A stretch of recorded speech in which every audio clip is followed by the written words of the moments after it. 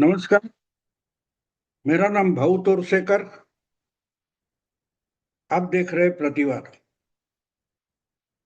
दोस्तों, आज फिर से बंगाल पर बोलना जरूरी है, क्योंकि जिस ढंग से ममता दीदी की टीएमसी पार्टी टूट गई है, उसकी तो भविष्यवाणी मैंने कम से कम 18-20 दिन पहले की थी, और बिल्कुल वैसा ही हो गया। लेकिन कभी कभी मैं भी अचरज में पड़ जाता हूँ कि यार, हम लोग इतनी बकवास करते हैं। जो कोई मेरे जैसे पत्रकार है, आलोचक है, बड़े बड़े राजनेताओं के, दिग्गज राजनेताओं की गलतियां हम दिखाते हैं, क्यों ना ये लोग सुधारने की कोशिश करते हैं। गलतियों पर गलती करते जाते हैं और सुधरने का नाम तक नहीं लेते, और खुद ही प्रॉब्लम में आ जाते हैं। आज जिस ढंग से ममता दीदी की पार्टी टूटी है, उसके बाद मेरे दिमाग में एक सवाल आ गया कि इस पर चर्चा करने वाले जो पत्रकार दिग्गज वगैरह है, विश्लेषक है, एनालिस्ट है, क्या उनको भी राजनीति समझती है कि नहीं। आज मैं कोई एक वीडियो देख रहा था, तो उसमें दिल्ली के नोएडा में बैठे और बंगाल के कोलकाता में बैठे एक महिला पत्रकार और एक दिल्ली का पत्रकार मिलकर जो बात कर रहे थे, तो ममता दीदी की पार्टी टूट रही है और अंदर से टूट रही है। कल तक ममता के साथ रहे जो लोग हैं, जो ममता की सराहना करते थे, प्रशंसा करते थे, आरतियां उतारते थे, उनको अचानक ममता की गलतियां कैसे दिखने लगी। ये बंगाल की उस महिला पत्रकार का सवाल था कि 4 महीने पहले इनको कुछ दिखाई नहीं दे रहा था। और दिल्ली का भी पत्रकार, उनका जो संवाद मैं सुन रहा था, मुझे आश्चर्य हुआ कि जो ममता से दूर होने वाले टीएमसी के नेता कार्यकर्ता उनको ब्लेम कर रहे, उन पर आरोप कर रहे, उनको सवाल पूछ रहे कि 4 महीने पहले इसमें से एक भी बात आपको नहीं दिखाई दे रही थी। टीएमसी में इतनी सारी गलतियां हो रही थी, गलत चीजें हो रही थी, तो 4 महीने पहले इनमें से कोई क्यों नहीं बोला। तो मुझे, मेरे कॉलेज के जमाने में एक चुटकुला हम सुनते थे। सोवियत यूनियन था, रशिया था, कम्युनिस्ट देश था, तो उसमें स्टालिन नाम का एक बड़ा तानाशाह हो गया। उसके सामने बोलने की किसी की हिम्मत नहीं थी। आखिर स्टालिन मर गया, उसकी जगह निकिता क्रुश्चेव नाम के सोवियत यूनियन के सबसे बड़े नेता बने, और वो एक सम्मेलन में स्टालिन की बड़ी निंदा कर रहे थे। कम्युनिस्ट पार्टी की कांग्रेस में सबसे बड़े सम्मेलन में, महाअधिवेशन में निकिता क्रुश्चेव स्टालिन की निंदा कर रहे थे, आलोचना कर रहे थे। तो किसी ने एक पर्चा भेजा कि जब ये कुछ हो रहा था, तब आपने ये सब स्टालिन की गलतियां क्यों नहीं कही। आज आप बोल रहे, 10 साल 15 साल पहले बोलते तो बात अलग होती। तो स्टालिन ने वो चिट्ठी उस अधिवेशन के मंच से पढ़कर बता दी, और कहा, जिस किसी ने ये पर्चा भेजा है, ये चिट्ठी भेजी है, मैं उसकी सराहना करता हूं, उसकी हिम्मत की दाद देता हूं। जिसने किसी ने ये पर्चा भेजा है, जरा खड़ा हो जाए। पूरा अधिवेशन के हजारों रिप्रेजेंटेटिव है, वो देखे ये हिम्मतबाज कौन है। लेकिन इतनी बड़ी महाधिवेशन की भीड़ में से कोई भी खड़ा नहीं होगा कि ये चिट्ठी मैंने लिखी है। तो उसके बाद निकिता क्रुश्चेव ने बोला, जो आज चिट्ठी लिखने वाला खड़ा नहीं हो पा रहा है, बिल्कुल वैसी हालत 10 12 15 साल पहले स्टालिन के जमाने में मेरी थी। तो आज जो कोई ममता की गलतियां दिखाने वाले पार्टी के नेता कार्यकर्ताओं को सवाल पूछ रहे पत्रकार कि 4 महीने पहले आपको ये गलतियां क्यों नहीं दिखाई दी और आपने क्यों नहीं बताई, तो बिल्कुल वही सवाल ऐसे पत्रकारों को भी पूछना चाहिए। 4 मई तक ये सारे पत्रकार नोएडा में बैठे हो, बड़े बड़े मुंबई में बैठे हो, दिल्ली में बैठे हो, ये पत्रकार छाती ठोक कर बोलते थे कि ममता को कोई हरा नहीं सकता, ममता का हारना मुश्किल है, ममता के पास केडर है, ममता की पॉपुलैरिटी ये है, ममता के पास मुस्लिमों के इतने वोट है, ममता के पीछे सारी महिला एकजुट होकर खड़ी है। ये छाती ठोक कर बोलने वाले आज ममता की गलतियां क्यों गिनवा रहे हैं? अगर ममता की पार्टी किसे टूटने वाले लोग ममता की गलतियां या पार्टी की अंदरूनी गलतियां आज बता रहे हैं, तो ममता के हारने के कारण भी पत्रकार आज गिनवा रहे। 4 मई के पहले इनमें कितने पत्रकार थे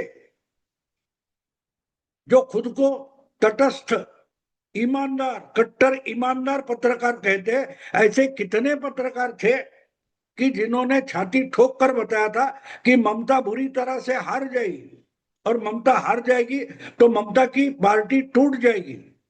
ये बोलने की हिम्मत मेरे जैसे कुछ यूट्यूबर्स पुराने पत्रकारों में थी।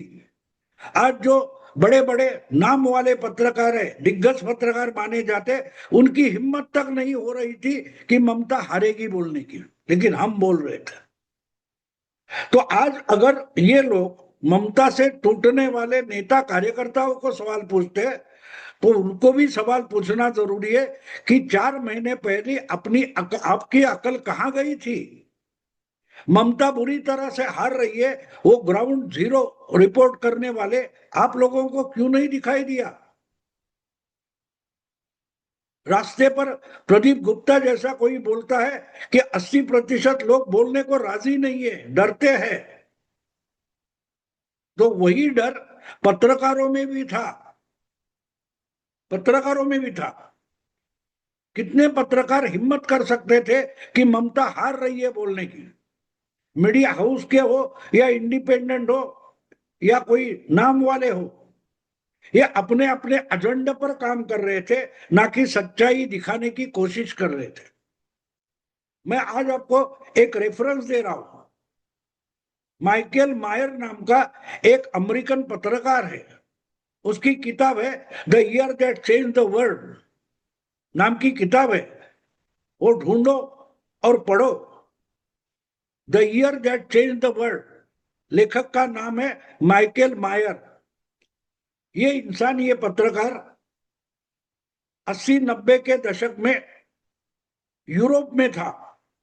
अमेरिका से पब्लिश होने वाली न्यूज वीक नाम की पत्रिका थी, उसमें वो रिपोर्टर था, और यूरोप ब्यूरो में काम करने के लिए उसे ब्रिटेन भेजा गया था।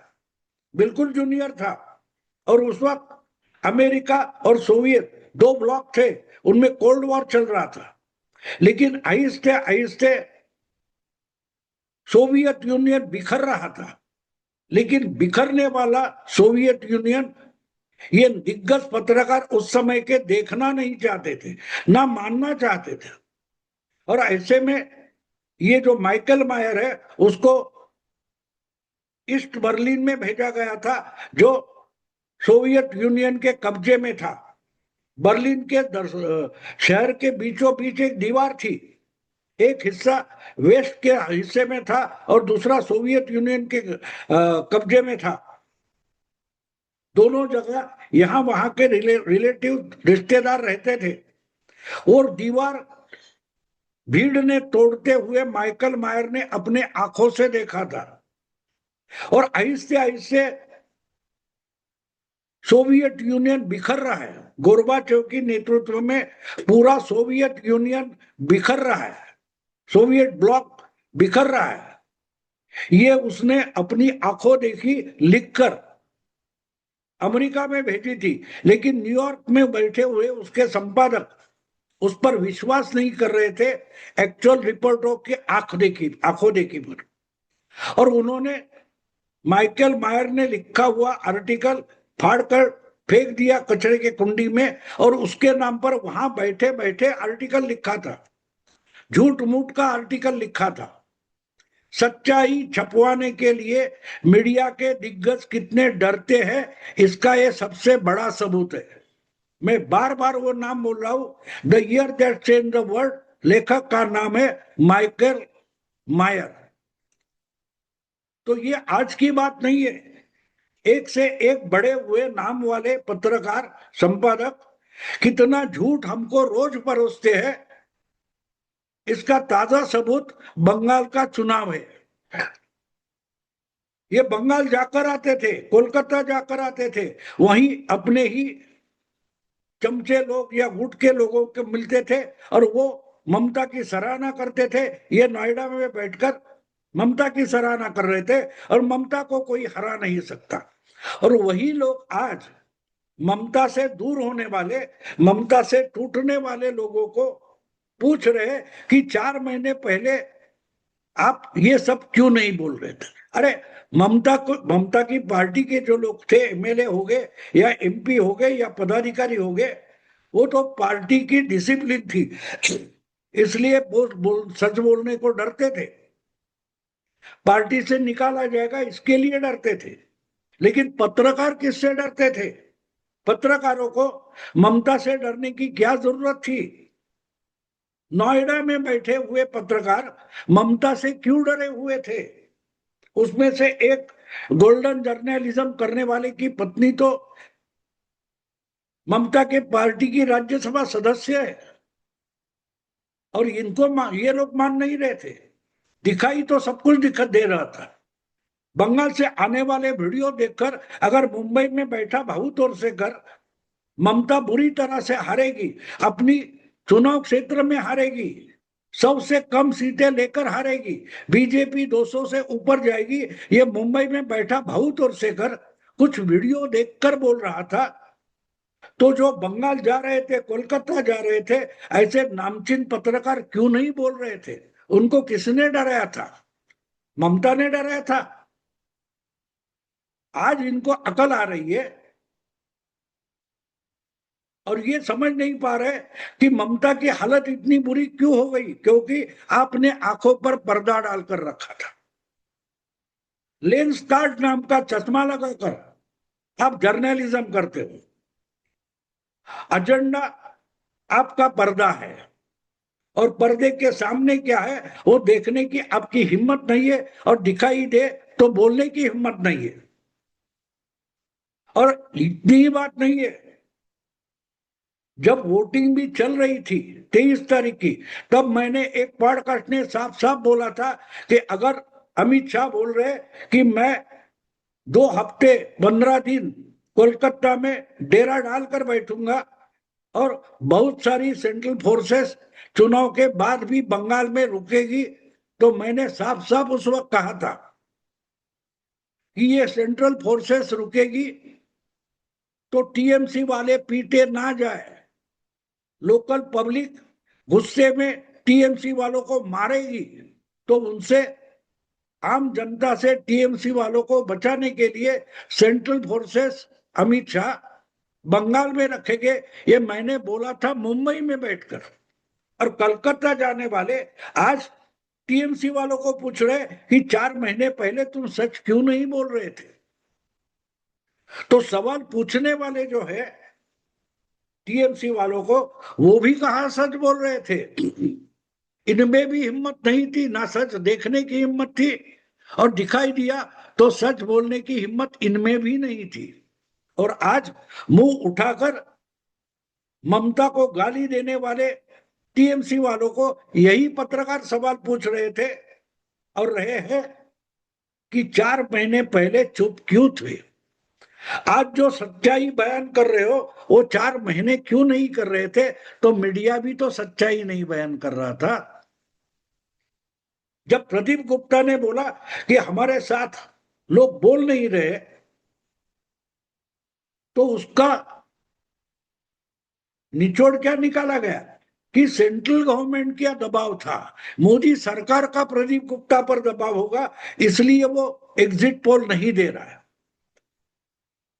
प्रदीप गुप्ता बोल रहा है कि बंगाल में घूमने का डर लगता है, बोलने को डर लगता है, तो बंगाल में तो ममता के बारे में बोलने को डर लगता है ना।